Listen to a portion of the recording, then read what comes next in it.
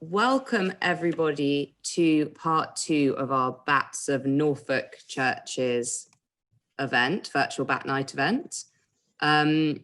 We are this time going to have a look at Saxlingham Church, which is very exciting because they have a very rare and large roost of Natterer's bats, and Natterer's bats are very rare, so that's very exciting. A couple of things just to mention. So my name's Ione Fitzpatrick, and I am the Communications Officer of the Bats in Churches project. Some of you will remember that from last time, because I think a lot of people are here for part 2, which is really nice. We looked at Thornham Church on Friday and the Pipistrelles of Norfolk. And just to go over some sort of housekeeping things, if you could sit close to the router or make sure you have a strong Wi-Fi connection. I mean, as strong as you can get. It's not actually that great for me, so hopefully some of yours is better.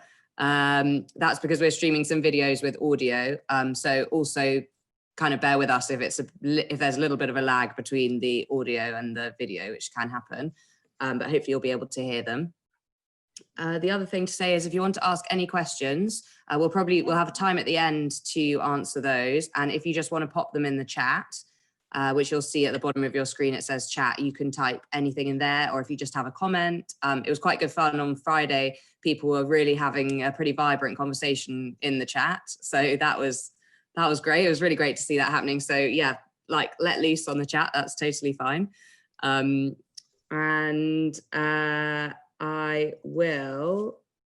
other thing I'll say, I will pop in a feedback form link for the end of the session if you want to say how you felt about the session, or if you wanted us to do anything differently next time.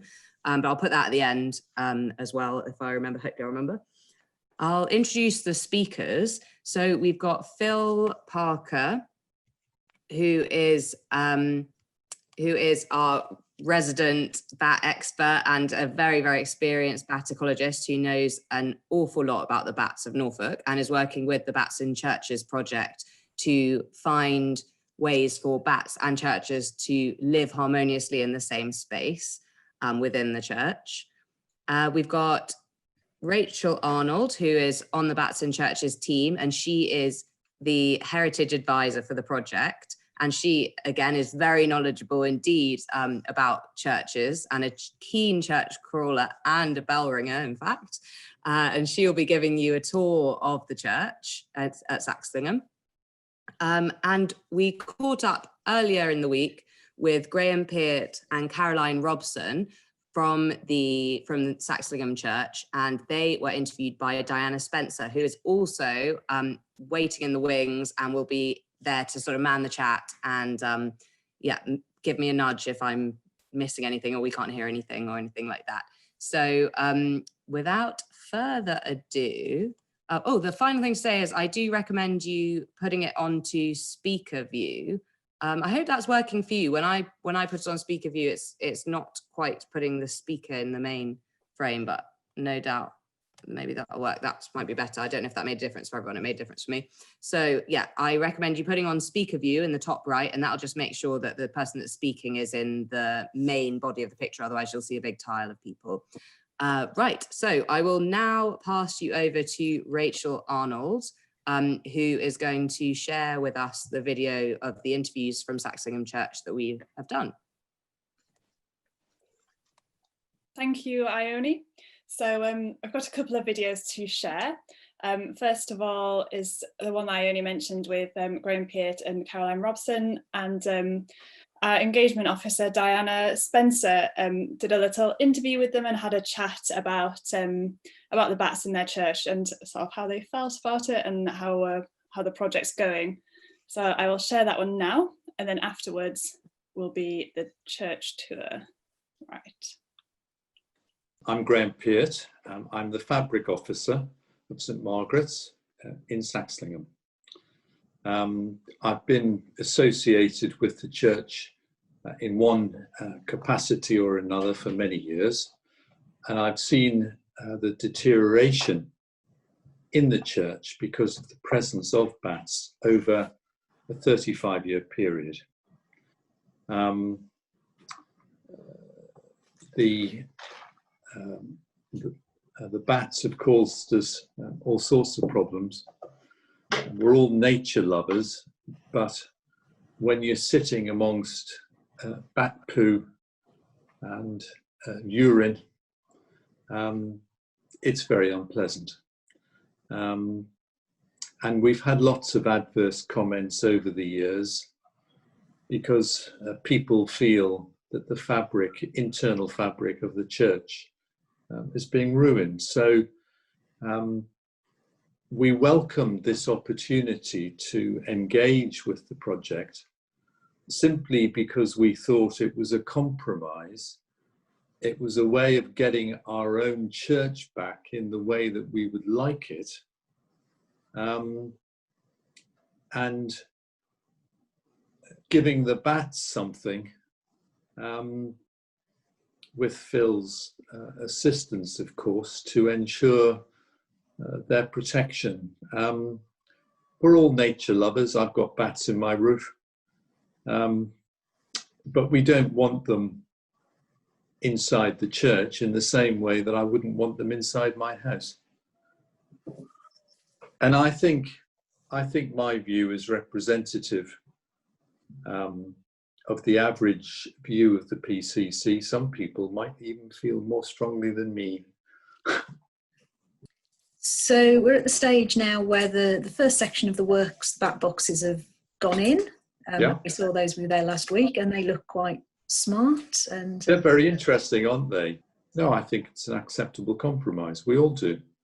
And we're all interested as well in the educational aspects of it, you know, the potential for teaching, for children to get interested, indeed adults too. I'm interested. We're all interested. And so the next stage is hopefully before the spring is to put the panelling in. So it's going to be quite a big change to the interior of the church when the panelling goes in and gets finished. Well, only in the vestry area. Yeah. And I think that if those works are carried out in accordance with the involvement of the architect, Ian Walker, we're confident that it'll look fine. I think that the project has been run extremely well. We all do. We've been involved all along. Phil has been extremely good. I mean, his enthusiasm is very infectious. And we've all been very interested in what he's found, what we've been shown. And I think we're pleased that we're such a important church for Natterer's bats. If we can all live together, then that would be great.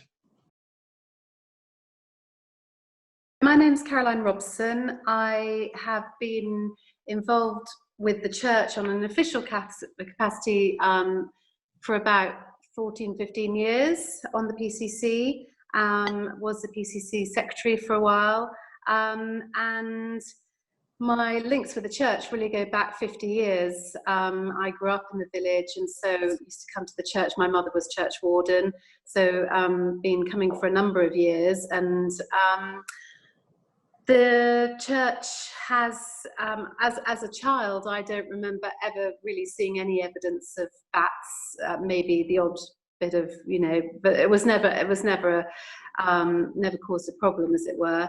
And the numbers have most definitely increased in that time, to the extent that I think we do now have a. I mean, obviously for the bats, it's great. It's obviously a very popular roosting site for them. But in terms of parishioners worshipping at the church, it is not particularly pleasant. It smells horrible in the summer. The excrement is horrible, looks awful over the altar. The lovely brass plaques and nice old historic pieces of the church, a lot of them have been, the bat's urine has caused them to deteriorate, and you know, we haven't been able to find a way to put them back as they were. So I think in terms of what is being proposed, it will be a huge bonus for the building to be able to potentially isolate the bats to one area of the church and to leave the nave and altar clear, and hopefully the organ area as well in the south transept. So, we're hopefully that it would make a big difference. Obviously, the cleaning costs have increased substantially as well, because as a child, it would just be one or two parishioners getting together to do a quick sweep around the church before a service. Now we need proper cleaning firm, and the costs are, quite a lot. What do you hope this is going to do? And have what do you think of the plans and the things we've proposed to do in the church?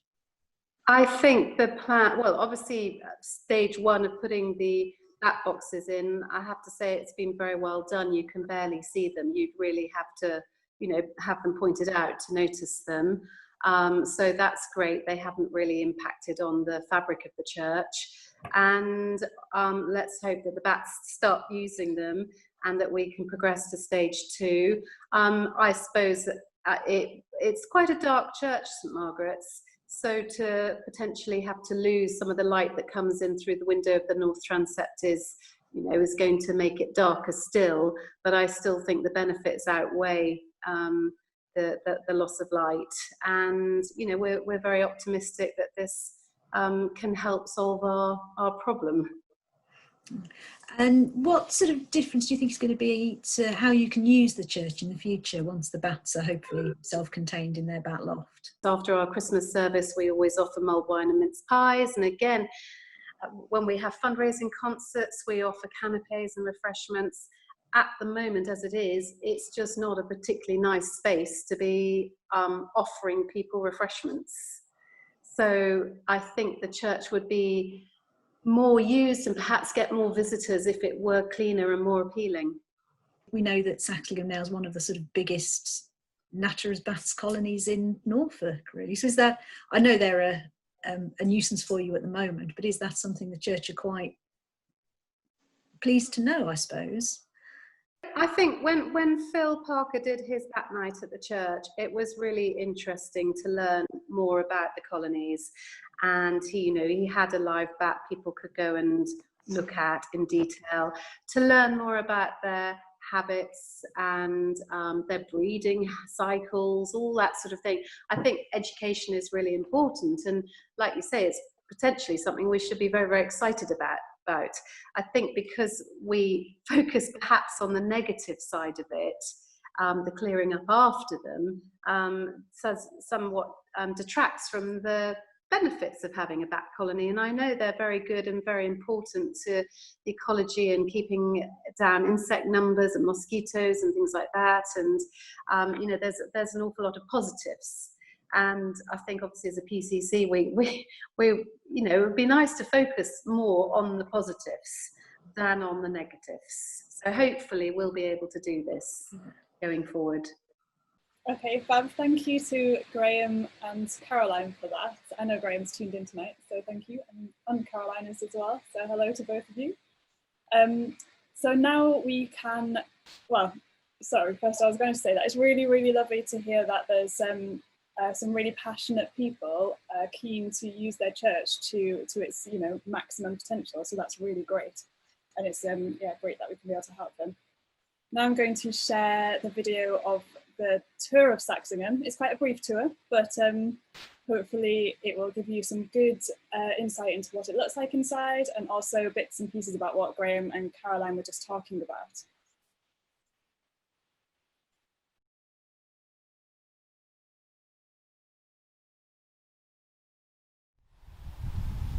Hello and welcome to St Margaret's Church in Saxlingham near Holt in Norfolk. My name is Rachel and I'm here to show you a little bit of the church and its interior. It's a medieval church with some Victorian additions, and it's also home to one of the largest Natterer's bat colonies in Norfolk. So let's go inside and take a look. So we are just looking at the outside of the church on the north side at the moment. St Margaret's is built of flint and stone and is cruciform in plan. It has two transepts coming out of the nave where it meets the chancel, and this makes a cross shape. The earliest records for St Margaret's go back as far as Saxon times, but none of that earlier building survives today. Like most other churches, it has had several building phases over the years, and a lot of that was done in the 15th century. But in 1896, the church structure was so deteriorated that it was almost entirely rebuilt, but using the earlier materials and keeping the perpendicular style. We're just inside the church now, and as we look around you can see that the church is relatively unadorned and has a really nice, clean appearance. There are several monuments on the wall which are to various people in the area, and here is the elegantly carved stone font which is modelled on a 15th century original. The west window has three heraldic panels that used to be in the parlour at Hayden Hall. Hayden Hall was a manor house just to the north-east of the church and belonged to the prominent Hayden family, who owned lots of land around Norfolk and Kent. On the far right is the heraldry for the Carew family. Temperance Carew married into the Hayden family. It has 3 lions on it. In the centre is the Hayden coat of arms itself, and on the left are the Hayden and River arms combined. This alabaster sculpture is of Lady Mirabell Hayden, and she is all that remains, aside from a couple of other fragments, of a really large tomb monument that would have filled the chancel. It was Egyptian in style and dated to 1593. It had a central pyramid with carved hieroglyphs on it, and then 4 pillars either side. There are also smaller carvings of her children around her. Sadly, due to structural faults with the monument, it had to be taken down. And yes, she is all that remains, but she's very fine. On Lady Mirabell's skirt is this inscription. It is later than the monument itself and is probably 17th or 18th century. It says, Mur Hay. I wonder if when the monument was being dismantled, someone worried that they might forget who she was. As we just look around the church again, I'm going to bring back that image of the Hayden monument. It really was huge and filled the whole of the chancel. As you can see, it would have made a major impression in this church. Its style and Egyptian inspiration is really quite unusual. As we look up as well, you can see this amazing corona, the sort of light fitting with candles in it. It and all of the other metalwork in the church is really quite ornate and intricate. And you can just see some carved angels as well along the tops of the walls. This is the east window.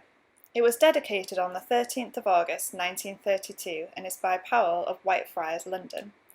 It is very richly coloured and has 5 lights. The wording in the tracery reads, "Behold, a sower went forth to sow." In the centre is Christ speaking to a group of people from a fishing boat. The inscription reads, "He spake many things unto them in parables." On the far left is another depiction of Christ sowing seeds, and on the far right he is gathering the crops which have grown. With such a large colony of bats roosting inside St Margaret's Church, there is a huge amount of mess created, and that means that there's a lot of cleaning, especially in the summer, for church wardens and volunteers to do. We've started work already trying to mitigate against this and to provide the bats with a space for them to roost, and we're using the north transept here, and we've already started putting in some rafter boxes, but that will mean that the bats have somewhere really nice to live, but they don't access the rest of the church, so it will end up being a lot cleaner in the future. This area is the south transept, and there are a lot of the bats roost above us in the roof here. As you can see on the floor, there's lots of droppings accumulating, which is quite messy, but also on the organ pipes behind me is evidence of staining from the urine splashes and also droppings that have become stuck to the pipes. So that's the end of our church tour around St Margaret's in Saxlingham. Thank you for joining me. It'll be really nice to keep you updated with our capital works for the bat mitigation, and we'll keep you posted on how it goes. Bye for now.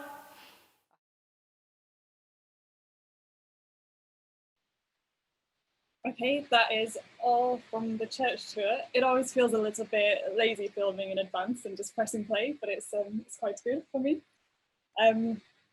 Yeah, I hope you enjoyed it. And just to talk a little bit more in detail about the bats now, I'm going to pass straight over to Phil Parker. Over to you. Thank you, Rachel. Just share. Where is it?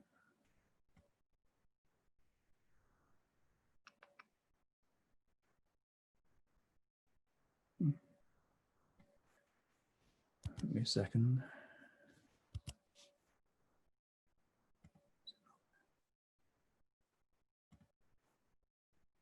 Try again.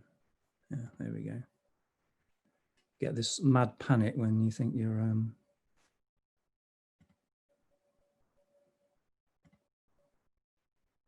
okay. Is that all okay? That looks great, Phil. Brilliant. Okay.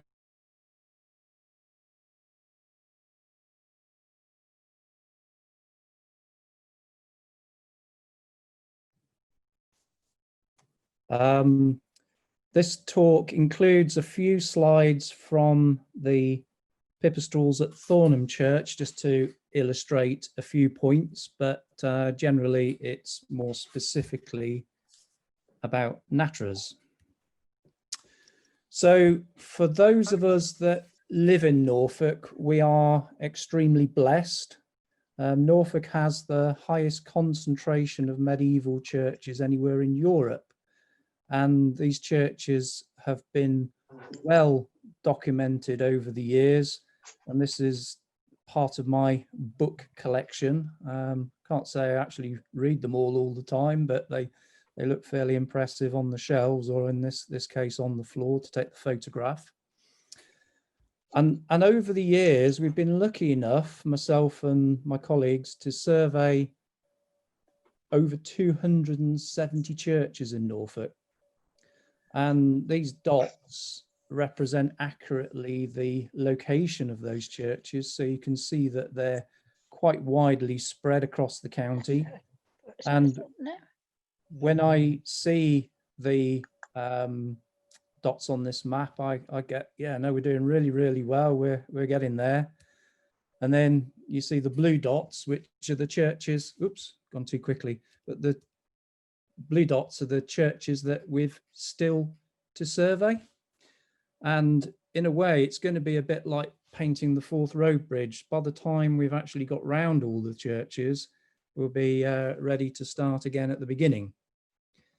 And of those churches, we've split them into different grades to the level of bat use. So our top grade is high level, and 10% of the churches that we've surveyed fall into this category. So these are where you've got significant bat roots that are causing significant problems to the users of the church.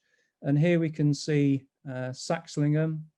So just for those of you that don't know where it is, just put my mouse on, Saxlingham there, and Cly up on the coast. People may have visited that if they're out of the county. So our high level churches are sort of spread quite a way across the county.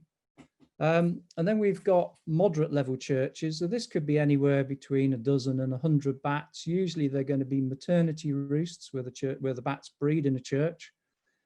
And 33% of the churches have moderate level bat use. And almost the remaining churches have low level bat use. So that could be anywhere between 1 and 12 bats. And sometimes we might go into a church and the church warden isn't even, or they're surprised to find out that they've got bats. And sometimes they may think that the few droppings they see are mice. If you don't know the difference, a mouse dropping when it's dry is like a bullet, you can't crush it, whereas a bat dropping will crush to powder because it's just the remains of insects. And if you add up all these churches we've surveyed, it comes to about 99%. So virtually all of the churches in Norfolk that we've surveyed have got evidence of bats using them. And that is extremely different to other parts of the country. And a survey carried out a few years ago by the Bat Conservation Trust estimated that 60% of medieval churches contain bat roosts. So Norfolk is very, very different. And in those surveys, we've recorded 8 species of bats using Norfolk's churches. And of those 8 species, 4 actually occur at Saxlingham. So it's not just the natterers that we hear so much about. We've also got common pipistrelle, soprano pipistrelle, and brown long-eared. But those are either roosting on the outside of the church or in very, very small numbers. And as you can see there, of all those churches that we've surveyed, 84% of them have got common pipistrelles in, 56% have got soprano pipistrelles, 55, so almost the same, brown long-eared, and 19%, so almost 20% of the churches that we survey have got natterers roosts. So this is what a natterers looks like, and it's sort of like hanging onto a tree here, and hopefully this will work. And this is the sound of a natterers. This is recorded on a bat detector. The series of crackly pulses, very, very quick and fast. As I said, 51 of those churches, we've had natterers roosting in them. But 27%, so that's over half of the churches that we've got natterers roosting in, are maternity roosts. Now, lots of other counties have got maternity roosts of natterers in churches, but it tends to be 1 or 2. We've found 27 so far. And this is, and that's 10% of all the churches have got natterers maternity roosts in, so a very high number. And this isn't at Saxlingham, but this is a slow motion video that we took. And this is at Northwell Church in sort of Breckland and in Norfolk. And these are natterers flying out over a door. This is in slow motion. You'll see a little face will appear there at the top of the door as the bat sort of makes its way around the top of the door to find its access point. Now this map here shows mapped all of the natterers roosts that we found in churches in Norfolk. So the blue ones are non-breeding roosts and the orange ones are breeding or maternity roosts. So what kind of numbers are we talking about? So I've done like a top 5 of natterers roosts in the county. So number 5 is Toff Trees, that's near Fakenham, and we've had a maximum of 104, these are maximum counts, 141 at Toff Trees. Banham down near the zoo, 148, and they roost, they don't go into the church, the main body of the church, they're roosting in the porch. Surlingham, this is one that was found only this year near Norwich. The bats there are roosting in the tower, and we had 149. Saxlingham, obviously the talk tonight, 172, that's our peak count. And the number 1 church in Norfolk is Home Hale, and there's over 250 natterers in the roost there. So Saxlingham is the 2nd biggest natterers roost in a church in Norfolk and one of the very largest anywhere in the country. So why do we think bats are using these our churches in Norfolk so much? Could be loss of habitat, so clearance of trees. Norfolk doesn't have a lot of ancient woodland, but where it does exist, on some of the bigger estates, trees could become dangerous and they're removed for health and safety reasons when they're dead. And these are just the kind of trees that bats might find homes in. In Norfolk, we have lots and lots of barn conversions for holiday homes. Apologies if anybody here has got a converted barn as a holiday home. But sort of probably more than 10 years ago, none of these barns could be converted with the benefit of a bat survey. So bat roosts might have been lost. And even now, there's more and more barn conversions taking place. And although now mitigation has to be put in place for the loss of roosts, it isn't always successful. But I think personally, the reason that our churches are so important for bats is they're the most important building in the landscape. They've been there for hundreds of years. This is the church at Salthouse. Salthouse is a very small village. The church is disproportionate, as many churches are, to the size of the population. And they would have started off as smaller churches, but the money or the cost of making the churches grander was often paid by wealthy landowners who made their money through the woolen trade. So we've got these disproportionately large churches, but they also are quite porous from a bat point of view, and I'll tell you more about that in a minute. We've also got the Norfolk Wildlife Trust in Norfolk, and they're promoting the management of churchyards for wildlife. So when areas of the churchyard are left to grow long, that can encourage insects that bats can feed on. But how do bats use churches? So this is a photograph of Saxlingham taken from the south side, and you've got the tower to the left and the joined nave and chancel and the south transept. Now this is the hammer beam roof at Corston Church, so not a million miles away from Saxlingham. And to a bat, this roof is an ancient woodland. There are hundreds and hundreds of open mortise joints, cavities, cracks, all sorts of places that bats can get into. And as I say, it's a replacement woodland for bats. This is the roof at Saxlingham, so not quite as ornate as Corston, but still you've got mortise joints, gaps and cavities that bats can get into and roost. Quite often, one of the favourite places for bats to roost would be against the chancel arch. So this is the break between the nave and the chancel. Now, we don't have one of those at Saxlingham, it's a continuous roof. So here the gaps are against the tower and against the east end of the chancel.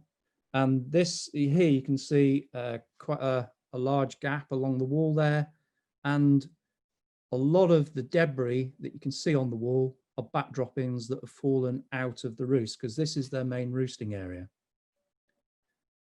Bats will also roost in gaps behind wall posts, and they do this at Saxlingham as well from time to time. Conversely, if you go into a church like this, which has been heavily restored in the Victorian times, you may not find a lot of evidence of bats roosting, but you'll always find something. Occasionally you'll have a roof like this. This is a barrel vaulted roof, and this is a sure sign when you compare the shape of the roof to the shape of, internally to the shape of the roof on the outside, there's going to be a void. And often you'll find evidence of bats using these voids. So this is like a loft in your house at home. And occasionally you'll go into a church and it might not be immediately obvious where the bats are roosting until you see droppings and look in the curtains. And on these particular curtains over the doors, there were 5 pipistrelles, a mix of common and soprano pipistrelles, using these curtains as a roost. We hear the term bats in the belfry. Personally, I don't find a lot of churches that have got significant bat evidence in the towers, in the belfry. But there are exceptions, and on this was a round tower church. This had a large Natterer's roost, and they were actually roosting in this mortise joint in the bell frame, not disturbed at all by the fact that the bells were rung. Usually below the bell chamber, we have an area called the silence chamber, and this would have large, deep cracks and crevices that often bats will use in the winter for hibernation, because they're able to maintain high levels of humidity but relatively stable temperatures. And how do bats get in and out of churches? In most parts of the country, one of the favourite places is over a door. And on this one, this is at Cly, you can see all the bat droppings on the door, but you can also see an area where basically the oil in the bat's fur, as they're continually coming in and out of the door, has actually stained the door. And whilst that seems to be a favoured area in lots of other parts of the country, we do get bats using doors in Norfolk, but also lots of other areas as well. Quite often, bats, and particularly natterers, will go out at eaves level. So I find they're more likely to go out at eaves level than over the door.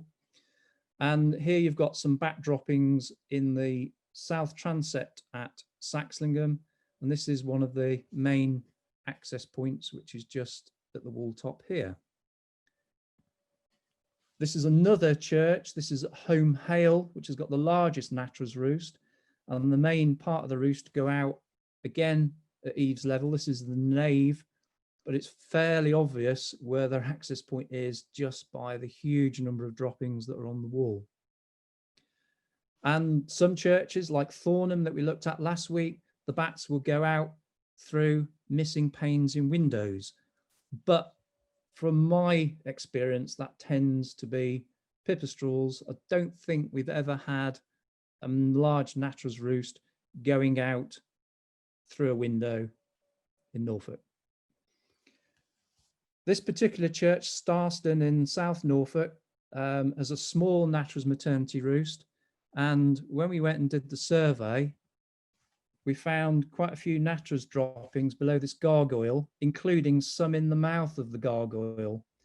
And the first evening we did the survey, I had it focused on the gargoyle, determined to get some images, some video of bats emerging out of the mouth. So that's just going to be Batman. And when they actually came out, they came out from under the fascia board just above it. So the droppings were bats sort of swarming around in the morning. So they didn't actually come out of the gargoyle. But Ingham Church, which is on the east coast of Norfolk, the natterer's roost there does emerge out of the gargoyle's mouth, and it's something we do have to get some video of. Sometimes bats will roost on the outside of the church and don't even go in. And this particular church, there was a small natterer's maternity roost going in under this ridge tile, and they never actually entered the church. They just roosted under the tiles. Sometimes we'll get bats roosting in holes in walls. And we've found this on a number of churches, that we get natterer's roosts in cavities where missing flints have fallen out. And you can get 50, 60 natterers roosting in a hole that you can barely get an endoscope in, and it leads to a bigger cavity inside, but not like a big hole you see on the right, which had a little owl nesting in it. And occasionally we do get some smart places, and on this one we had pipistrelles roosting in this tomb. They're going in that little crack there. So how do we know all this? We carry out activity surveys, and we carry them out at night in the dark. And the top left picture there, this is my colleague Carl with a couple of assistants. This was at Home Hale Church, and this was probably about 10 years ago. And in those days, we didn't have much equipment. So it was really just observing bats coming out. And with natterers, it's quite difficult because they emerge from a church when it's quite dark. So it's not like watching pipistrelles. Natterers are quite difficult to see without additional optical equipment. Top right and bottom left, two photos I showed you last week, but this is at Thornham Church using the infrared cameras. And bottom right, this is in Saxlingham, and we would have 3 infrared cameras running internally plus cameras externally to try and cover all of the points, because as you'll see in a minute, it's quite complicated. Now, some churches in Norfolk actually embrace the bats, so we have guides to bats. And this was in a church this is actually on the notice board at Home Hale with the largest natterer's roost, obviously concerned about the impact that the bats were having. And it's quite sad when you go into a church and you see the church having to apologise because of the bat mess, and often there'll be comments written in the visitor's book. But we have to accept that the presence of bats in churches can create problems. And this is droppings under a natterer's roost. And this was one day after the cloths went down. This was Home Hale. dropping, they were natterers. This is natterers at toff trees. So there's less bats at toff trees than at Saxlingham, but toff trees only gets used a few times in the year and doesn't get cleaned in between. So you get large accumulations of bat droppings. But it doesn't mean to say that we don't get lots of bat droppings at Saxlingham. So as I said, the roost is at the east end of the chancel. So it's over the altar, which is probably in a church about the worst place a roost could be, the most holy place. And here you can see lots of bat droppings on the rail behind and on the altar itself. But when you actually go up on a ladder and look down, the area that the church aren't able to clean because it's behind the redos, which is this screen here, there's a massive accumulation of droppings. And I could actually put when I leant over, I put my hand into it and it went up to my wrist. There was that many droppings behind there. The urine is quite acidic and will mark pews. And as Rachel said earlier, it's also marked the organ pipes. Some churches, we haven't got this at Saxlingham, but some churches like Thornham that we looked at on Friday have important rood screens, and they can be damaged by the urine. And here you can see the tiles and the ledger stones, and you can see years and years of urine damage on those ledger stones. So the darker urine is urine from this year, and then as it ages, it turns white. So you can get some idea, even in a church that's cleaned quite regularly, about how active the bats are just by looking at the colour of the urine stains. And also Rachel mentioned the damage to the brasses. So this one is on the floor, just at the chancel step, and that has to be covered over with a sheet of polythene to protect it.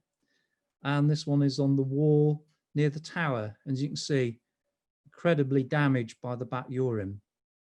So before the Norfolk Bats and Churches and the Bats and Churches project got involved in helping churches, what have churches done to try and get over their problems? So you can cover things with plastic, or here, this lectern was covered over with sheets to protect it. Some churches have even incorporated plastic or stuffed owls, but as you can see from the droppings on the top of the owl, doesn't always work. We found these bat deterrents in a number of churches, and if this is irritating your ears now, imagine what it's like when you walk into the church. These are illegal to use without a license where you've got bats. And worse, in the past, we've had churches that have killed their bats using sulfur candles, cyanide, and even one church had a regular bat whacking night where they clubbed the bats to death when they came in over the door. And clearly that is just totally unacceptable. So the whole idea of the project is working with the churches to overcome the issues. So again, looking at the nave and chancel roof down towards the chancel at Saxlingham, and just a reminder of the droppings and the urine damage that we're trying to mitigate. So this is the plan that we did from the first walk over the physical survey, and you can see we've got a moderate level of bat droppings throughout the church, increasing into the south transept in the base of the tower, on the chancel steps, and particularly on the altar underneath where the roost is. So we've carried out a series of surveys last year, and these are the results of last year's counts. And this year we've carried out more surveys, and we've actually found more bats at the church. I think last year we peaked at about 130 natterers, but for some reason that was the first count we did, so that was just adults, and then the numbers gradually reduced over the course of the summer. But this year, our peak count was in July when the young were flying, or the majority of the young were flying, and we had 172. So as I said, that makes it the second largest natterers church roost in Norfolk. And this is just more simplified where the access points are.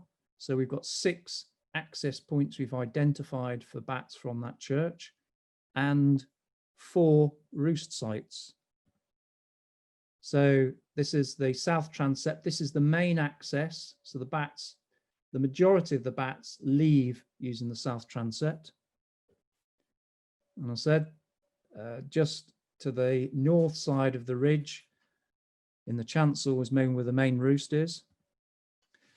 And interestingly, the majority of the bats actually come back in through the north transept.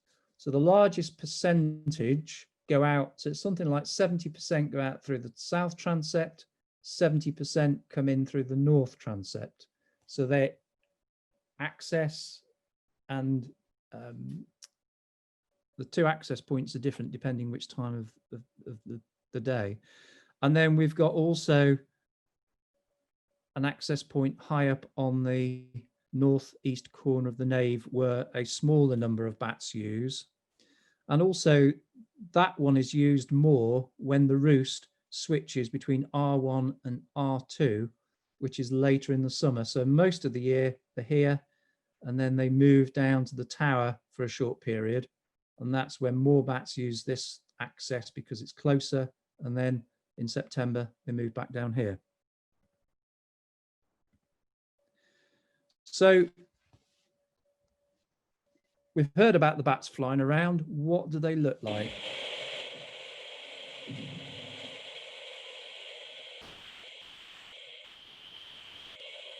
So we've had up to 40 natterers at any time flying around inside the church. And you can see they're going into the south transept and they're also flying into the north transept. So they're using the whole body of the church all the time. And it's interesting, I often sleep in churches when we're doing surveys. I quite like it. People tell me I'm a bit weird, but you get more of a feel for what's going on by spending the whole night in there. Saxlingham is probably the one church I wouldn't sleep in unless I had a canopy over me, because even when we do the surveys, my colleagues are normally on the outside and I'm on the inside, and you're recording papers and everything absolutely gets sodden with urine. So it is quite difficult. And this was a video I took this year. This was on our highest count, and this is the bats swarming around the north transept, waiting to go back in. So their access is just under the gutter here. And you can see bats going up and down to it all the time. And you might easily get 20, 30 bats flying around. It really is a magical experience to see them. So what are our mitigation options? So initially, because the bats were going out of the south transept, and it's always better to try and incorporate your mitigation around where their access points are. Bats seem to be happier about moving roost sites than they are access points. So our first option was to look at the south transept and see if there was something we could incorporate there to contain the bats and utilize the heat of the sun to actually keep the roost warm. But unfortunately, the south transept has got the organ in, and it's just not practical to move the organ. And by the time you sort of measure it all up, as you can see on this picture here, the space we've got available is very small to actually try and incorporate a roost that the bats can actually fly around in rather than just roost in. So we then looked at the north transept, and we thought, well, okay, we've got the main access point into the church there, so that would work okay. But being on the north side of the church, the likelihood is we'd have to heat it. So that was just a slight complexity. And then we also have looked at whether there's something that we can incorporate into the tower, into the silence chamber. Now, this is an area where we haven't had a lot of bats using it, but it is nice and secluded, and whether we can create alternative access points in. So we discounted the south transept. So we worked up an idea of the north transept.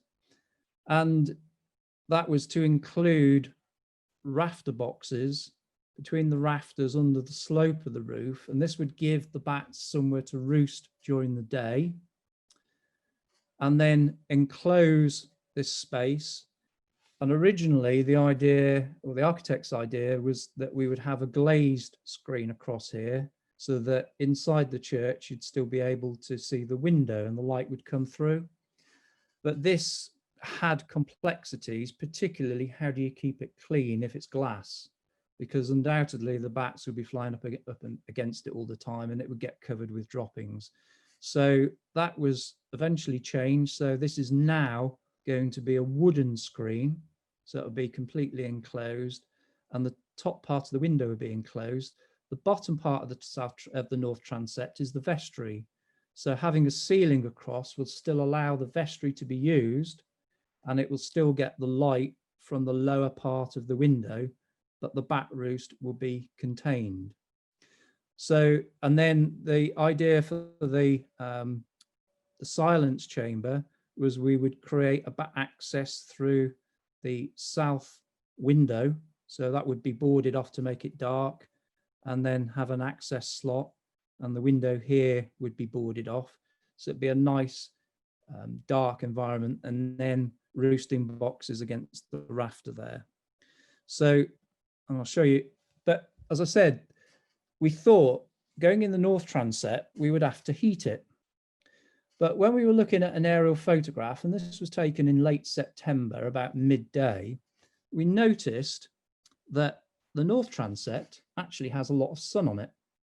So we did some investigations. So these are some photographs taken at the end of August to show what the sun does on the north transept. So 8:20 in the morning, the sun was just coming out, just coming over these trees. These are actually in Graeme's garden here. 10 o'clock, half the transept is in sun.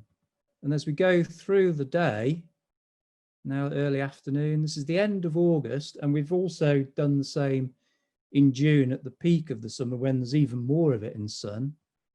As you can see, we've got, and here you can just see the shadow of the tower coming on it. So we've got heat coming onto the lead for most of the day. So we thought, well, actually, the sun might warm that sufficiently for the bats without us having to heat it. So we thought, well, how do we sort of demonstrate that? So we've inserted some data loggers. So these are things that record temperature and humidity. So there's one on the north side of the north transept, and then there's one behind the arch here on the south side. And they're USB. So they have to plug those into a computer to download the data. And it's relatively easy in the north transept because it's not too high, you can get a ladder up. But we also wanted to try and log, as far as we could, what was happening where the bats were roosting at the moment. And putting a USB data logger wasn't really going to be much use because I'd never be able to get to it. So we found these Kestrel data loggers, temperature and humidity. And we just needed the contractor's very long ladder to be able to just push it into the entrance to the roost there. And that works by USB. So I just have to stand underneath it with my phone and it downloads the data onto my phone. So what did we find? So this top graph, this is from the middle of July to the end of August, shows the temperatures on the south box. So this is the one that is in shade for pretty much all the time. And you can see it's sort of hovering around 20 degrees, occasionally going up to 30. But the data logger on the north side, where it's in sun for most of the day, was getting up to 45 degrees. So that was sort of because the lead is sitting over the top of the boards. So we're thinking, well, okay, that's actually going to give us quite a lot of heat, and that compares quite favorably to the temperatures that we've got in the roost. So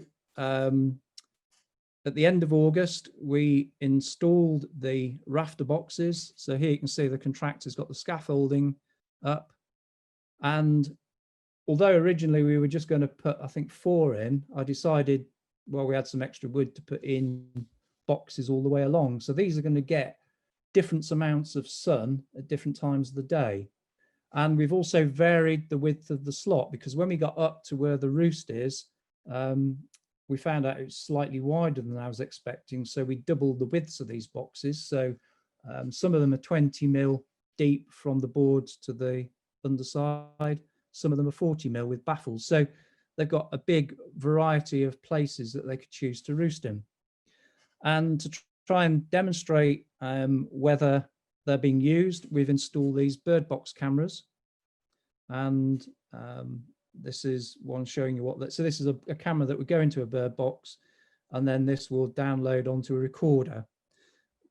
Unfortunately, at the moment, we haven't got electricity into the South Transept, and that is going to happen as part of the next stage.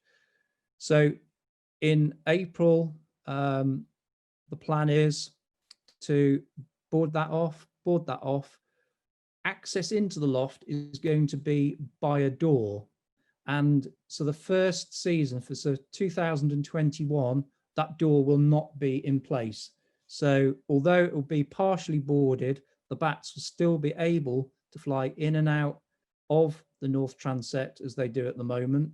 We will also close off some of the other access points. So principally we'll have the main exit from the church and the main access into the church. And this video was just taken a few days after the boxes were put in place. And I was interested to see whether the boxes would put bats off going in there, or whether they would take any interest in the boxes. And although it's out of sight of this camera, the bats were actually going up to the entrance of the boxes. Unfortunately, I can't show you the video because we haven't got the bird box cameras up and running yet. But even just after a few days, these juvenile natterers were starting to take some interest in what has been put in. And just finally, so as I said, that's all going to take place in the spring, and then hopefully next summer, once we hopefully show it's all been successful, that door will be blocked off. And at the same time, we'll be developing the silence chamber to give them something in addition. And yeah, and as Graeme had said earlier, we've carried out a bat night at the church previously. We had hoped to do one this year, but obviously COVID put pay to that, hence why we're doing this event this evening. And it's all about engagement with people, and apologies if anybody recognises themselves on this picture. This was at the bat night 2 or 3 years ago. And obviously containing the bats into this roost gives us the added opportunity for engagement for people visiting the church. And we talked about at the pipistrelles at Thornham about how we might be able to stream video from the roosts to screens that people visiting the churches might be able to watch. And hopefully we'll be able to do something at Saxlingham as well. And I believe that is the end.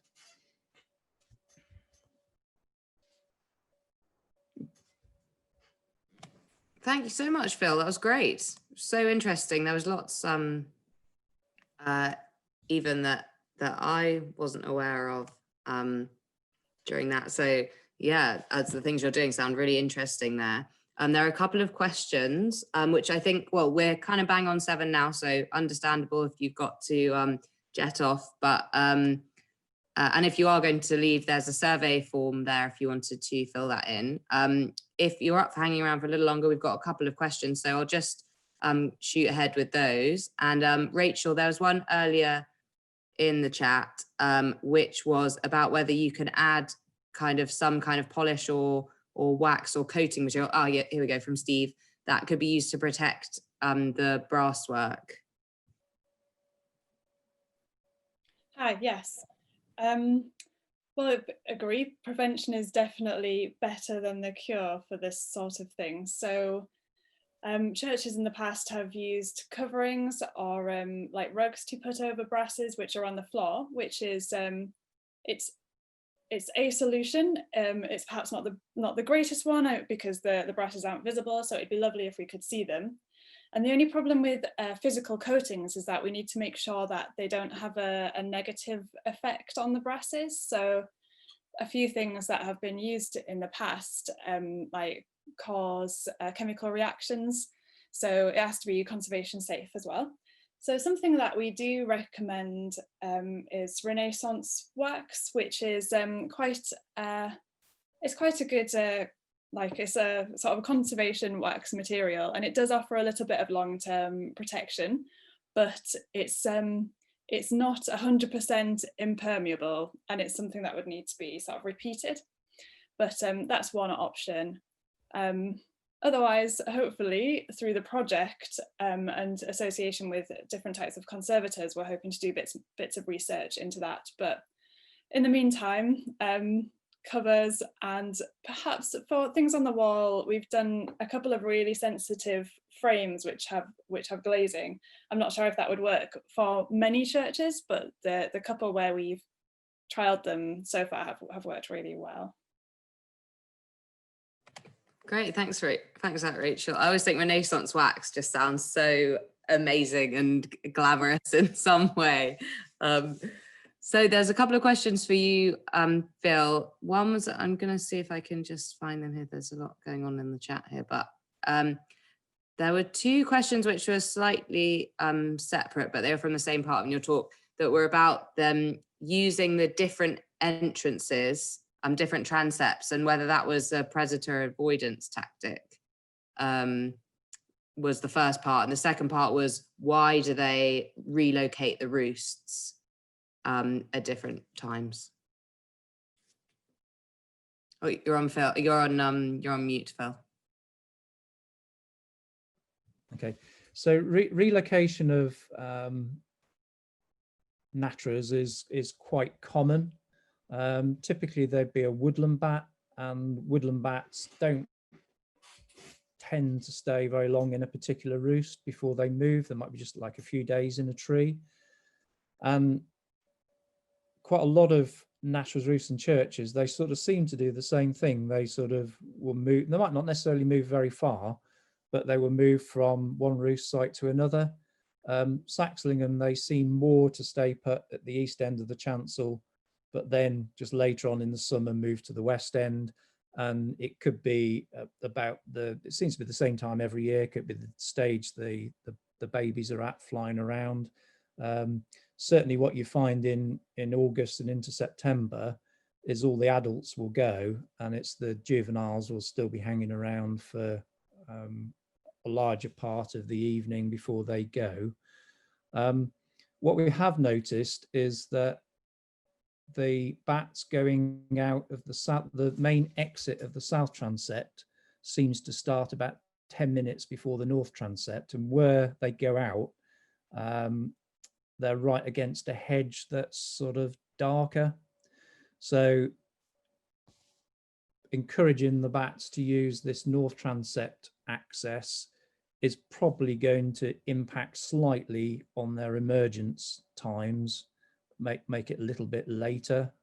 So they're waiting for it, because unlike pipistrelles, natterers are, can be half an hour, 3/4 of an hour later before they emerge, because they're not particularly mobile bat. They're waiting for it to get dark enough, I think, as someone said, sort of so they can more easily avoid predators. So I think that's why they're sort of switching between the south and the north, and presumably where they're coming back from their feeding grounds, they're hitting the north transept before they hit the south, which is why they come back in that way. Hopefully that answers. Yeah, I think that did. I've got a thank you from Mandy in the chat, so hopefully that did answer her question.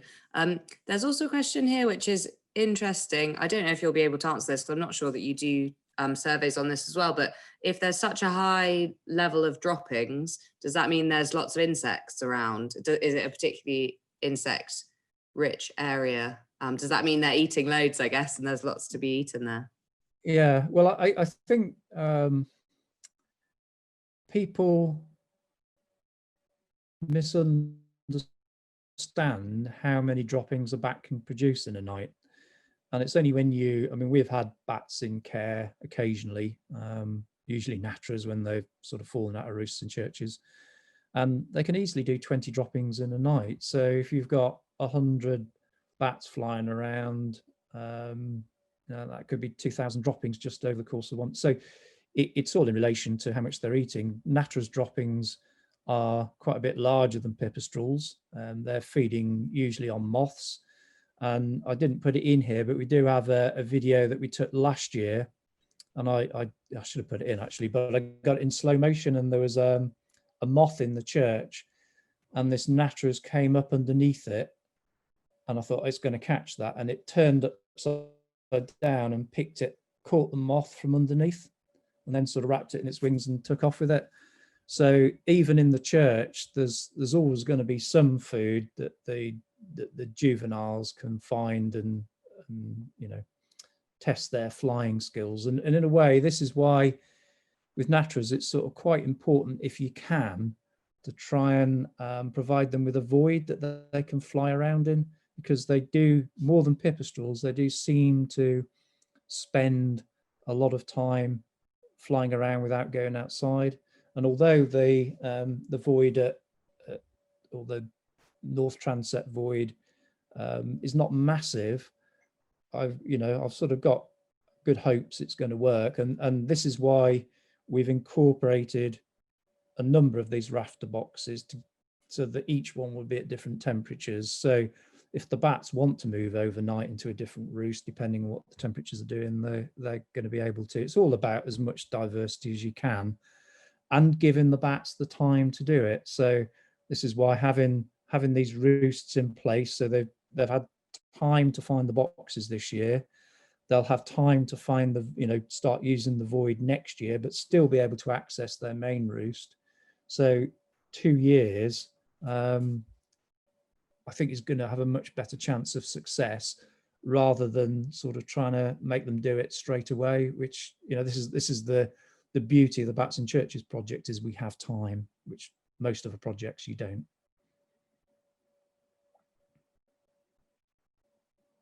Thanks so much, Phil.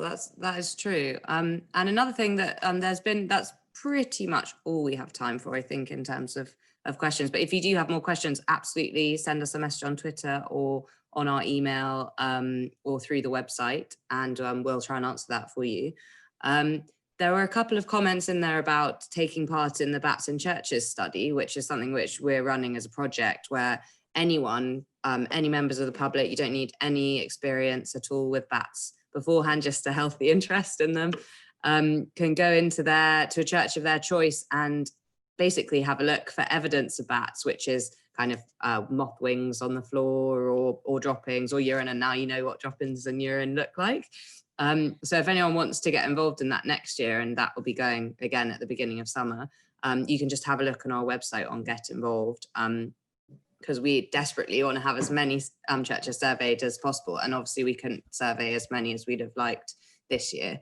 So it would be good if anyone was interested in doing that. And we'll also be running more talks soon. The Bats in Churches live series, I don't know if anyone saw that, but we will be running more of those in the next few months. So there will be more events. But other than that, I think that... Could I just say something? Yeah, Phil, go ahead. Yeah, I was just going to say, over the last 10 years, probably we've done, it's getting on for about 70 Bats in Churches nights. And we've had like amazing attendances, up to over 150 people, thousands and thousands of bats seen. This year, our programme obviously got curtailed, which is why we're doing these virtual bat nights. But hopefully we will be restarting those next year. And if my wife lets me out often enough, we'll have as many as we can possibly squeeze in. So almost like keep your eyes open, because we always put the posters out on various Facebook groups. There is a plug, Bats in Churches Facebook group, which is not to do with the national project, but there's lots of people on that where we post things as well. So yeah, just keep your eyes open and then you can actually see the bats in action in real life. Great. There is actually one more question, which is a pretty interesting one. So maybe we'll just sneak it in. It was just about whether we've seen an increase in activity in the bats during the lockdown. Or is it hard to say at this point? A lot of churches have reported increases in activity. And when I've been and surveyed those churches, their level of bat use appears to have been the same as it was in previous years. And when the church wardens were quizzed, they were basing their level of activity on about how many droppings there were in the church. But then when they were quizzed, how often were they cleaning this year compared to previous years, it transpires not very often. So they were getting a sort of almost a misassessment of there was an increase in bats, but it wasn't an increase in bats, it's just a decrease in the amount of cleaning. So I think bat populations, they go up and down each year, but certainly a lot of these large bat roosts sort of seem to stay around the same number. So yeah, that's really interesting. So, it's not always kind of cause and causation. I guess that's an important science takeaway from everything. Well, I think that is now actually all we have time for, probably more than we had time for. So, sorry to make anyone's dinner late, but we've had a really good time. And thank you for all of your questions and for getting involved in the chat, which was even more vibrant this time. So we'll have to even step it up a notch in our next event. Thank you so much, Phil and Rachel, for your talks, and Diana for the interview that you did before, and to Graeme and Caroline for agreeing to take part in the event as well, and for everyone who came this evening. So it's goodbye from me and goodbye from all the speakers, and please have an absolutely lovely evening, and we hope to see you all again soon. Bye-bye. Bye.